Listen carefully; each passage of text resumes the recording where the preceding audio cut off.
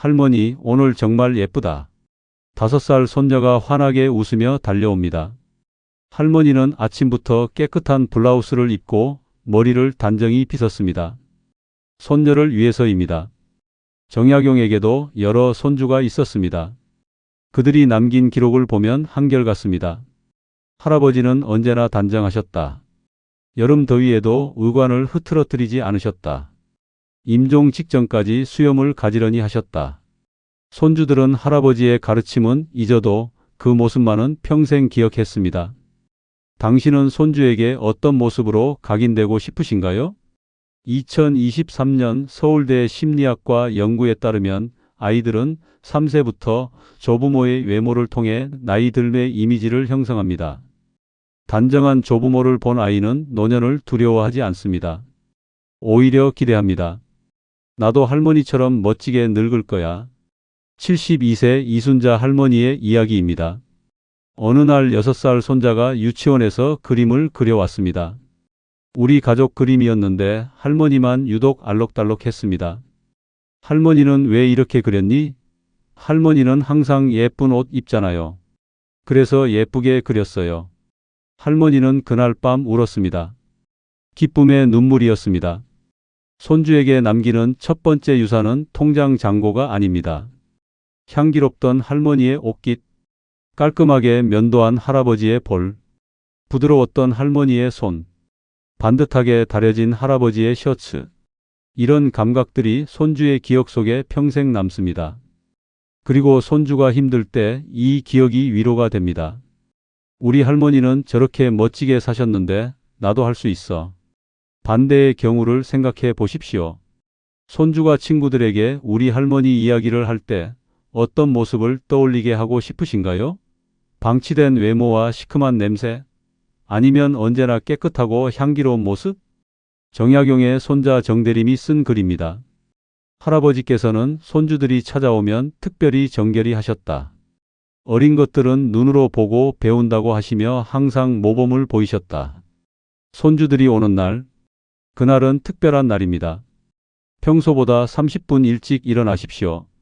세수하고 향기로운 비누로 손을 씻으십시오. 깨끗한 옷을 꺼내 입으십시오. 가벼운 향수를 뿌리십시오. 이것은 허영이 아닙니다. 손주를 위한 예의입니다. 손주에게 주는 무언의 교육입니다. 할머니처럼 할아버지처럼 살고 싶어요. 손주가 이렇게 말하게 만드는 것, 그것이 당신이 남길 가장 값진 유산입니다. 5번 환자분 들어오세요. 같은 말인데 느낌이 다릅니다. 단정한 환자에게는 존댓말이 자연스럽게 나옵니다. 35년 경력의 김미숙 간호사가 털어놓은 솔직한 이야기입니다. 환자분의 옷차림을 보면 치료 의지가 보여요. 단정하게 오시는 분들은 나는 나아지고 싶다는 신호를 보내시는 거예요. 우리도 자연스럽게 더 신경 쓰게 됩니다. 정약용은 병중에도 의복을 정제했습니다. 1836년 생애의 마지막 해, 병세가 깊어져 의원을 불렀습니다. 의원이 도착하기 전 정약용은 자리에서 일어났습니다. 제자들이 말렸습니다. 선생님, 편히 누워 계십시오. 하지만 정약용은 옷을 갈아입었습니다. 깨끗한 도포로 머리를 빗고 수염을 정돈했습니다. 의원도 사람이다. 예를 갖추는 것이 마땅하다. 이것은 의료진에 대한 존중입니다. 동시에 자신에 대한 존중입니다. 78세 박철수 할아버지. 당뇨 합병증으로 주 3회 병원에 다닙니다. 아침 6시. 알람이 울립니다. 할아버지는 일어나 면도를 합니다. 깨끗한 셔츠를 입습니다. 구두를 닦습니다. 병원 가는데 왜 그래? 아내가 묻습니다. 당신 나 아직 멀쩡해. 옷 똑바로 입고 가는 사람한테 아무도 함부로 못해. 할아버지는 병원에서 박철수 환자가 아닙니다. 박철수 어르신입니다. 간호사들이 먼저 인사합니다. 어르신, 오늘 얼굴이 좋으세요? 의사도 더 자세히 설명합니다. 단정한 외모는 의료진에게 이렇게 말합니다. 나는 아직 나를 돌볼 능력이 있다. 나는 치료받을 의지가 있다. 나는 존중받을 가치가 있다. 의사들은 환자의 외모 상태를 중요하게 봅니다. 방치된 외모는 우울증의 신호입니다. 치매 초기 증상일 수도 있습니다. 깨끗한 옷, 정돈된 머리. 이것들은 나는 괜찮다는 비언어적 메시지입니다. 병원은 싸우러 가는 곳입니다. 질병과의 전쟁터입니다. 전쟁터에 맨몸으로 갑니까? 갑옷을 입고 갑니다. 당신의 갑옷은 바로 단정한 외모입니다. 깨끗한 셔츠 한 장, 말끔하게 빗은 머리, 닦아놓은 구두. 이것들이 당신을 지킵니다. 의료진의 무관심으로부터, 스스로의 포기로부터. 오늘 병원 가십니까? 30분 일찍 일어나십시오. 평소보다 더 단정히 준비하십시오. 그 30분이 당신의 치료 결과를 바꿉니다.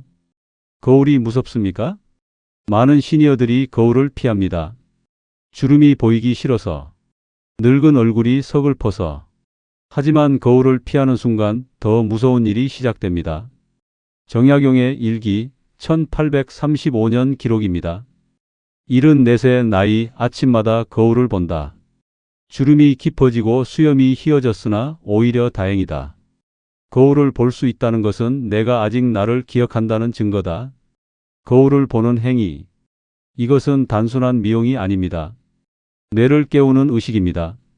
분당 서울대병원 신경과 연구팀의 10년 추적 연구가 있습니다. 65세 이상 2,000명을 관찰했습니다. 결과는 놀라웠습니다. 매일 거울을 보며 외모를 가꾸는 그룹과 그렇지 않은 그룹, 치매 발병률이 2배 이상 차이가 났습니다. 왜일까요? 옷을 고르려면 계획력이 필요합니다. 머리를 빗으려면 손의 정교한 움직임이 필요합니다. 얼굴을 씻으려면 순서를 기억해야 합니다. 옷을 입으려면 단추를 꿰어야 합니다. 이 모든 것이 뇌를 자극합니다. 전두엽이 활성화됩니다. 손해가 작동합니다. 해마가 정보를 저장합니다. 가장 중요한 것은 자기 인식입니다. 거울 속 사람이 누구입니까? 나입니다. 이 확인 작업, 나는 여기 있다는 인식, 이것이 치매를 막는 가장 강력한 방어선입니다. 71세 조영희 할머니의 사례입니다.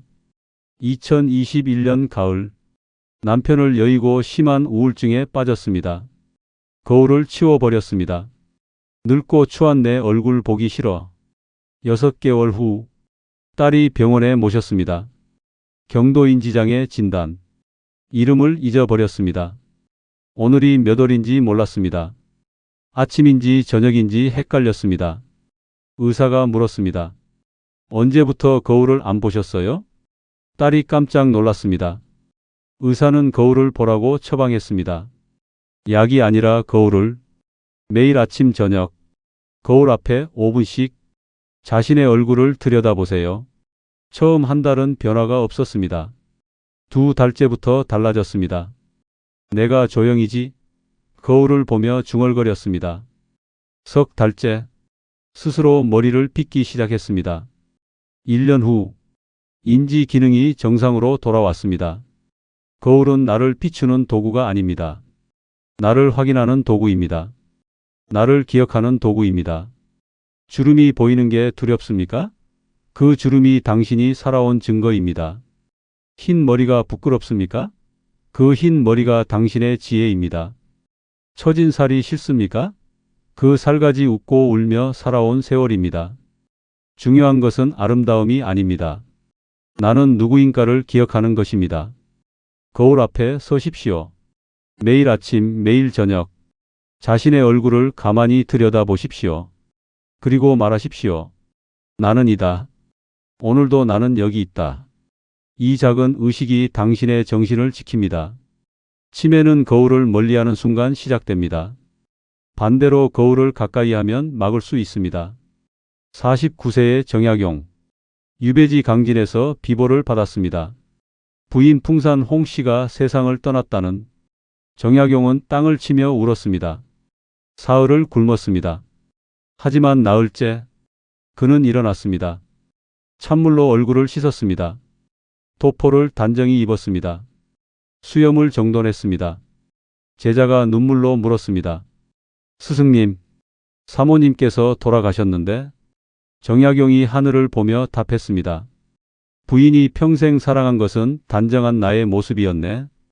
이제 내가 무너지면 부인이 사랑했던 사람도 사라지는 것일세. 나는 부인이 사랑했던 그 모습으로 살아가겠네. 이것이 진짜 사랑입니다. 결혼 52년 차. 박종철 김순애 부부. 할아버지는 파킨슨병 환자입니다. 손이 떨립니다. 혼자 단추 채우기가 어렵습니다. 면도는 더 힘듭니다. 매일 아침 7시 욕실에서 30분씩 씨름합니다. 떨리는 손으로 면도기를 잡습니다. 할머니가 문 밖에서 말합니다. 도와줄까요? 할아버지의 대답은 늘 같습니다. 괜찮아요. 조금만 기다려줘요. 어느 날 딸이 물었습니다. 아빠, 왜 그렇게 힘들게 혼자 하세요? 할아버지가 할머니를 바라보며 답했습니다. 당신 어머니는 52년간 단정한 내 모습을 봐왔어. 이제 와서 지저분한 모습을 보일 순 없지. 그게 내가 할 수 있는 마지막 사랑이야. 할머니는 눈물을 닦았습니다. 50년을 함께 산 부부. 이제는 말하지 않아도 압니다. 사랑해라는 말보다 매일 아침 깔끔하게 면도한 얼굴이 보고 싶어라는 말보다 깨끗한 셔츠를 입은 모습이 당신이 최고야라는 말보다 정성껏 빗은 머리가 더 큰 사랑의 언어입니다. 75세 이영자 할머니. 남편은 알츠하이머 환자입니다. 할머니의 이름도 잊었습니다. 하지만 할머니는 포기하지 않습니다. 매일 아침 예쁜 옷을 입습니다. 립스틱을 바릅니다. 남편이 좋아하던 향수를 뿌립니다. 남편은 할머니를 알아보지 못합니다. 하지만 이렇게 말합니다. 당신 참 단정하시네요.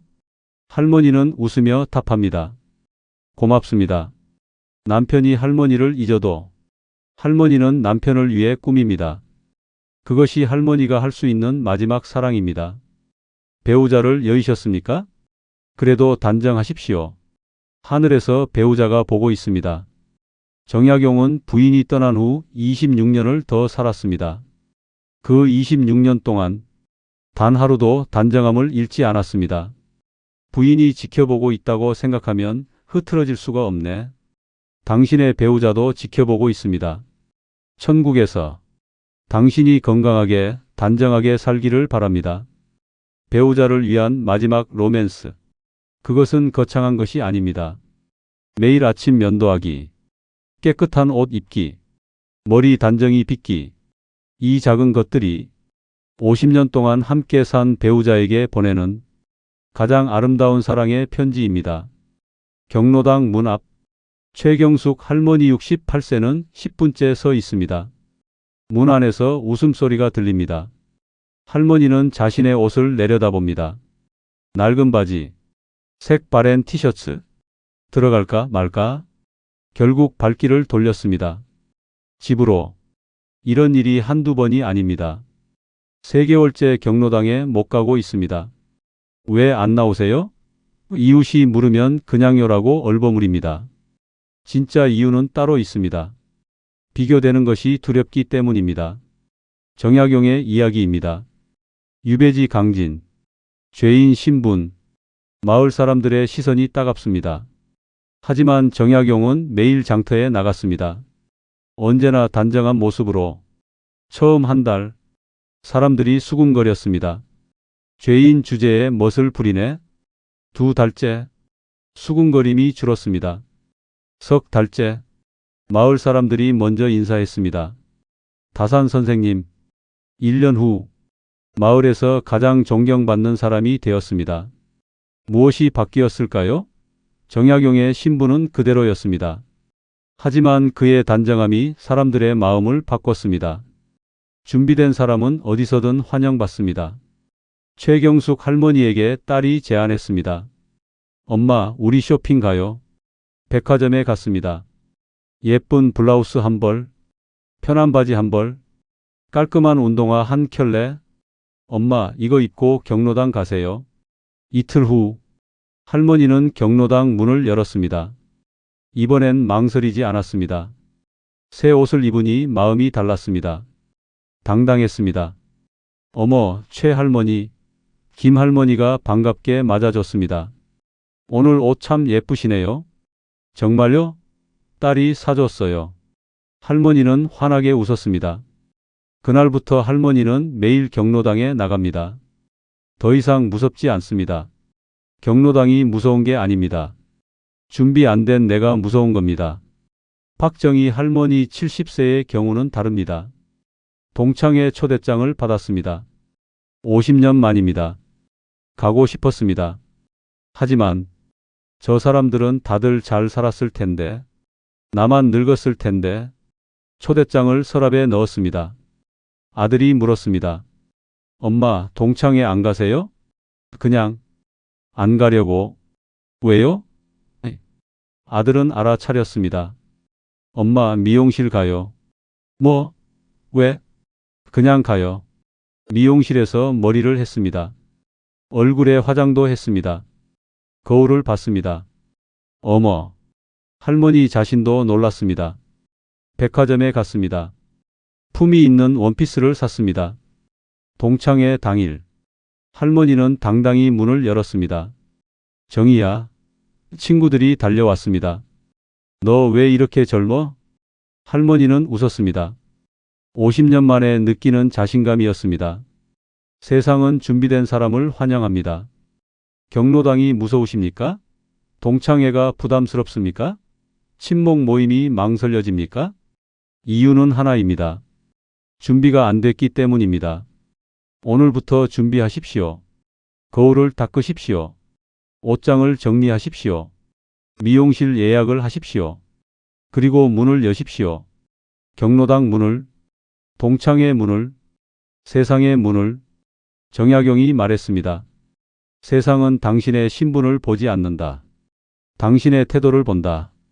단정한 태도 하나면 충분합니다. 어디든 당당히 걸어갈 수 있습니다. 2019년 가을, 정약용은 강진 유배 초기, 깊은 절망에 빠졌습니다. 가족과 헤어졌습니다. 벼슬을 잃었습니다. 미래가 보이지 않았습니다. 어느 날 아침, 제자 황상이 찾아왔습니다. 방문을 열었을 때 정약용은 침상에 누워 천장만 바라보고 있었습니다. 며칠째 옷도 갈아입지 않았습니다. 황상은 놀랐습니다. 하지만 아무 말도 하지 않았습니다. 다음 날 아침, 황상이 다시 찾아왔을 때 정약용은 마당에 서 있었습니다.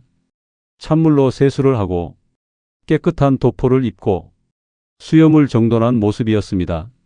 선생님, 어떻게? 정약용이 답했습니다. 어젯밤 깨달았네. 이대로 누워만 있으면 정말 끝이라는 것을. 일어나야 했네. 옷을 갈아입으니 마음도 일어나더군. 이것이 회복의 시작이었습니다. 노년 우울증. 통계가 무섭습니다. 65세 이상 우울증 환자 2020년 22만 명, 2023년 31만 명, 3년 만에 40% 증가. 우울증의 첫 신호는 무엇일까요? 외모 방치입니다.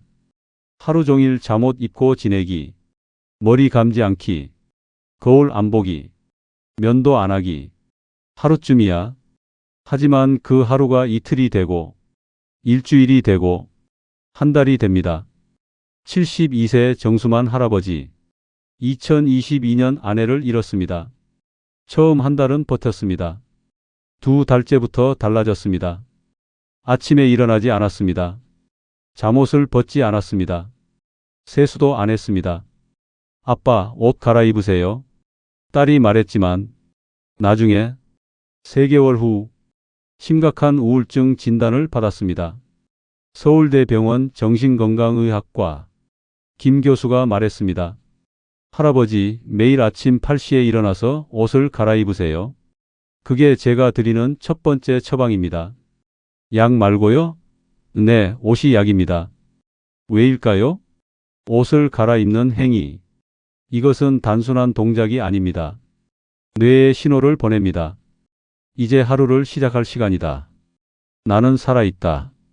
오늘을 살아야 한다. 이 신호가 뇌를 깨웁니다.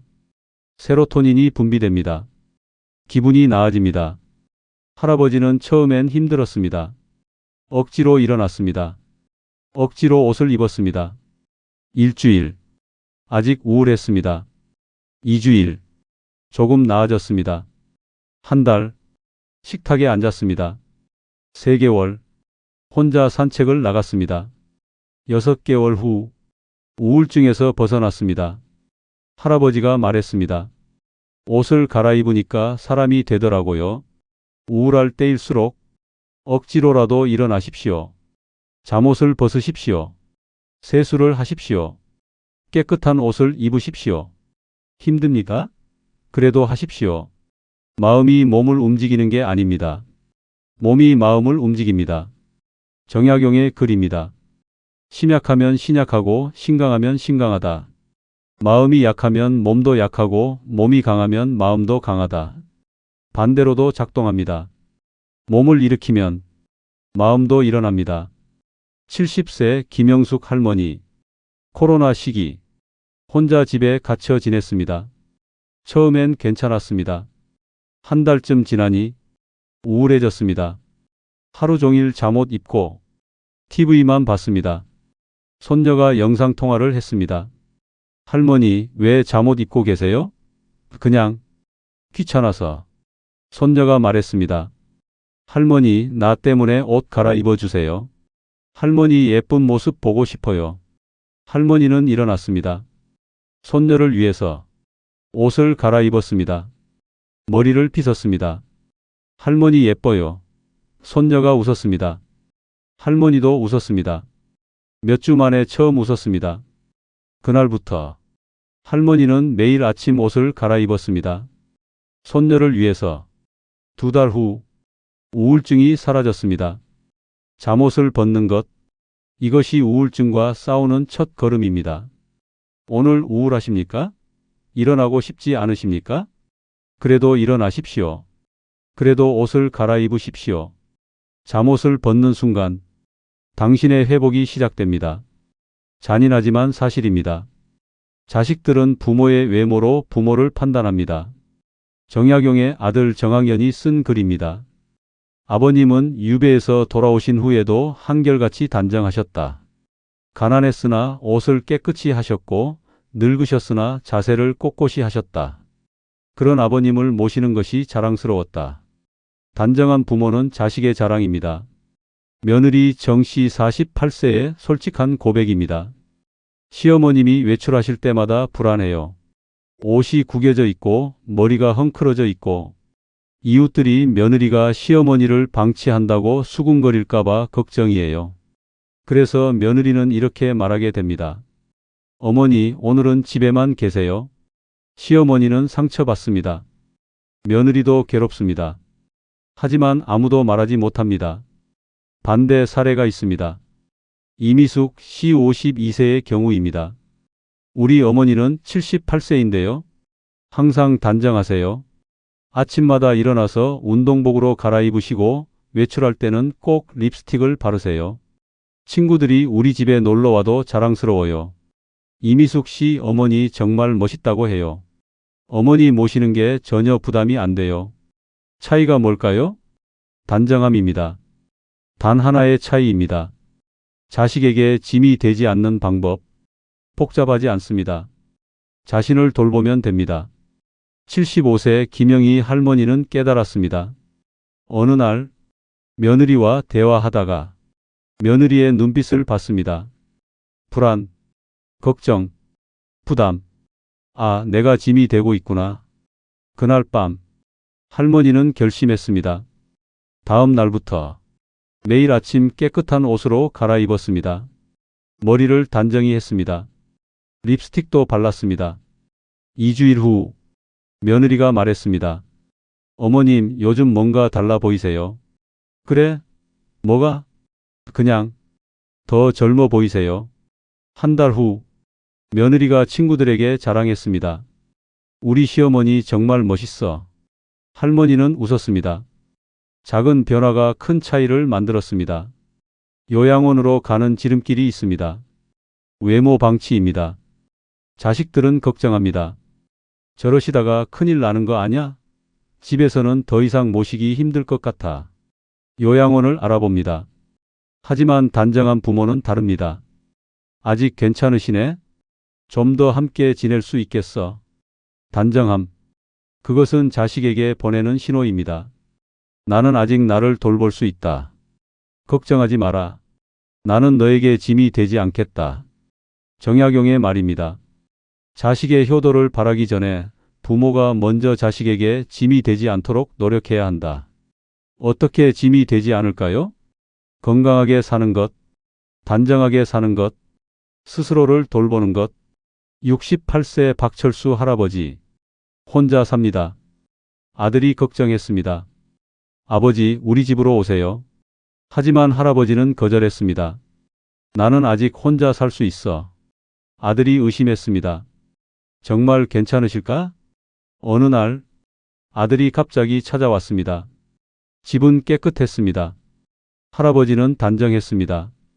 면도를 하고 깨끗한 셔츠를 입고 책을 읽고 계셨습니다. 아들은 안심했습니다. 아버지 정말 괜찮으시네요? 할아버지가 웃었습니다. 걱정하지 마라. 아빠는 아직 멀쩡해. 자식들이 부모를 모시고 싶어하는 이유. 단정한 부모는 자랑입니다. 단정한 부모는 안심입니다. 단정한 부모는 존경입니다. 오늘부터 자식을 위해 자신을 가꾸십시오. 그것이 자식에게 주는 최고의 선물입니다. 1836년 2월 정약용 75세 죽음이 가까워졌음을 느꼈습니다. 자식들을 불렀습니다. 내가 죽거든. 자식들이 울먹였습니다. 울지 마라. 내 말을 들어라. 정약용이 말을 이었습니다. 깨끗한 수의를 입혀다오. 수염을 정리하고 손톱을 깎아다오. 내가 평생 지킨 단정함을 마지막까지 지키고 싶구나. 사흘 후 정약용은 세상을 떠났습니다. 장례식장. 조문객들이 입을 모았습니다. 다산 선생님은 돌아가셔서도 살아계실 때처럼 단정하시구나. 이것이 품위 있는 마무리입니다. 우리는 모두 죽습니다. 피할 수 없습니다. 하지만 어떻게 죽느냐는 선택할 수 있습니다. 요양병원 30년 경력. 송미연 간호사의 증언입니다. 평생 자신을 가꾼 분들은 임종도 다르세요. 마지막까지 존엄하게 가십니다. 표정이 평온하고 가족들도 덜 슬퍼해요. 하지만 자신을 방치한 분들은 마지막도 고통스러워 보여요. 가족들도 더 괴로워하고요. 마지막이 아름다우면 인생 전체가 아름다워집니다. 74세 박순례 할머니. 2023년 봄. 췌장암 진단. 시한부 6개월. 가족들은 울었습니다. 하지만 할머니는 담담했습니다. 울지 마라. 나는 준비됐다. 할머니는 매일 아침 예쁜 옷을 골라 입었습니다. 립스틱을 발랐습니다. 향수를 뿌렸습니다. 할머니 힘드실 텐데. 손녀가 걱정했습니다. 아니야. 이게 나를 살아있게 해. 병원 침대에서도 할머니는 거울을 놓지 않았습니다. 매일 아침 거울을 보며 머리를 빗었습니다. 6개월 후 할머니는 평온히 눈을 감았습니다. 장례식장. 손녀가 말했습니다. 할머니는 마지막까지 아름다우셨어요. 아프셨는데도 항상 예쁘셨어요. 저도 할머니처럼 살고 싶어요. 할머니처럼 아름답게 늙고 싶어요. 이것이 진짜 유산입니다. 재산이 아닙니다. 마지막까지 품위를 지킨 모습. 그것이 가족에게 남기는 가장 큰 선물입니다. 80세 김동수 할아버지. 말기 폐암입니다. 가족들이 말했습니다. 아버지 편히 계세요. 하지만 할아버지는 매일 아침 일어났습니다. 힘들게 세수했습니다. 면도했습니다. 아버지 왜 그러세요? 내가 나를 포기하면 끝이야. 마지막까지 나답게 살 거야. 3개월 후 할아버지는 떠났습니다. 하지만 가족들의 기억 속에 할아버지는 영원히 단정합니다. 아버지는 정말 멋있으셨어. 아들이 말합니다. 마지막까지 자신을 포기하지 않으셨어. 당신은 어떻게 기억되고 싶으십니까? 흐트러진 모습? 아니면 단정한 모습? 지금부터 준비하십시오. 매일 아침 거울 앞에 서는 것, 그것이 죽음을 준비하는 것입니다. 오늘이 마지막 날이라고 생각하십시오. 최선의 모습을 갖추십시오. 그렇게 매일을 살면 진짜 마지막 날에도 자연스럽게 단정할 것입니다. 정약용의 마지막 말입니다. 나는 평생 나를 포기하지 않았다. 마지막까지 나답게 살았다. 후회가 없다. 당신도 마지막에 이렇게 말할 수 있기를 바랍니다. 나는 나를 포기하지 않았다. 마지막까지 나답게 살았다. 후회가 없다. 오늘부터 시작하십시오. 거울 앞에 서서 자신에게 다짐하십시오. 오늘도 나답게 마지막 순간까지 품위 있게. 정약용은 우리에게 묻습니다. 당신은 오늘 아침 어떤 모습으로 하루를 시작했습니까? 외모를 가꾸는 것, 이것은 단순한 치장이 아닙니다. 자신을 존중하는 것입니다. 가족을 사랑하는 것입니다. 삶을 포기하지 않는 것입니다. 손주에게 좋은 기억을 남기는 것, 병원에서 존중받는 것, 치매를 예방하는 것, 배우자를 사랑하는 것, 경로당에 당당히 가는 것, 우울증을 이겨내는 것, 자식에게 자랑이 되는 것, 품위 있게 마무리하는 것, 이 모든 것이 매일 아침 거울 앞에 서는 것에서 시작됩니다. 오늘부터 시작하십시오. 거울을 닦으십시오. 자신의 얼굴을 가만히 들여다보십시오. 주름이 보입니까? 그것은 당신이 살아온 증거입니다. 흰 머리가 보입니까? 그것은 당신의 지혜입니다. 처진 살이 보입니까? 그것은 웃고 울며 살아온 세월입니다. 중요한 것은 아름다움이 아닙니다. 존엄입니다. 자신을 가꾸십시오. 마지막까지 단정하게, 끝까지 아름답게, 끝까지 당신답게. 그것이 정약용이 전하는 노년의 품격입니다. 댓글로 나눠주세요. 오늘 아침 거울 앞에서 당신은 자신에게 무슨 말을 건넸나요? 내일 아침 거울 앞에서 당신은 자신에게 무슨 말을 건네실 건가요? 함께 나이 들어갑시다. 단정하게, 품위 있게, 아름답게.